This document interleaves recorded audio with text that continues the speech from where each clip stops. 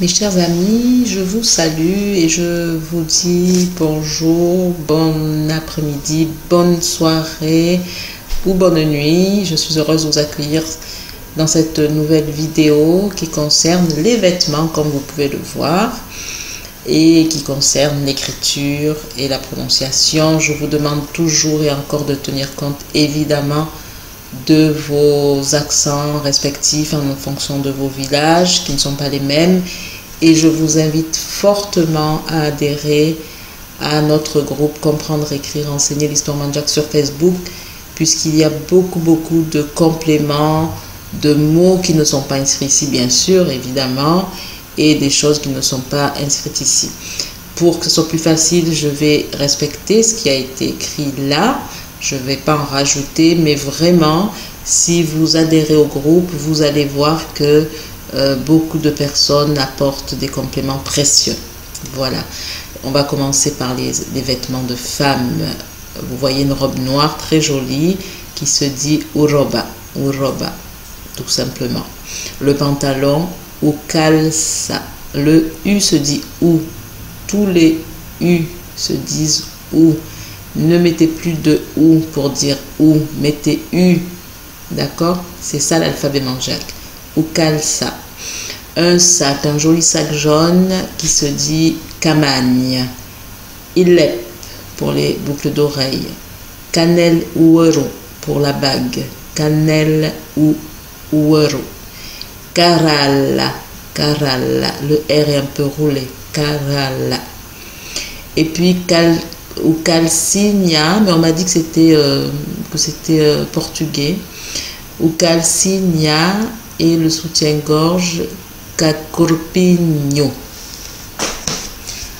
Nous voilà maintenant sur les vêtements d'hommes. Il n'y a pas grand chose, mais vous verrez dans le groupe que les garçons ont complété, hein, les shorts, les bermudas, etc. Là on va voir ou calça qui est le pantalon, ou calça. Ou panto,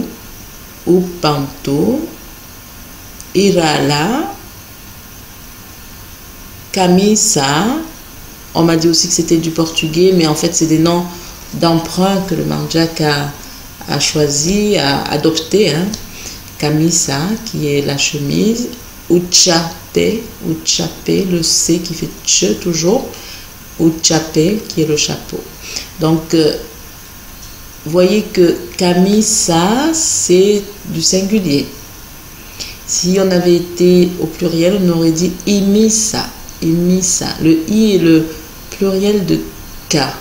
On le verra plus tard. S'il n'y avait qu'une chaussure, on aurait dit carala. Rappelez-vous, pour la dame, on a dit carala. Et ici, c'est irala, puisqu'il y en a deux. Ou panto. On aurait dit ge panto, parce que le ge est le pluriel de ou. Commencez à intégrer ça, hein. Gechapé, s'il y avait plusieurs chapeaux, là il n'y en a qu'un, donc on dit uchapé.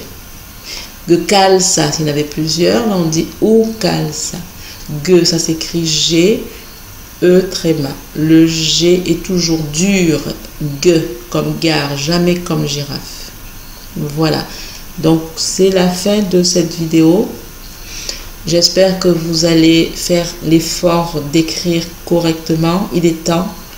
J'insisterai dorénavant là-dessus, puisque notre langue a été codifiée, officialisée, et il est temps qu'on fasse honneur aussi aux personnes à Dakar en 2002 qui ont vraiment travaillé dessus pour qu'on puisse être au 11e rang des langues au Sénégal quand même.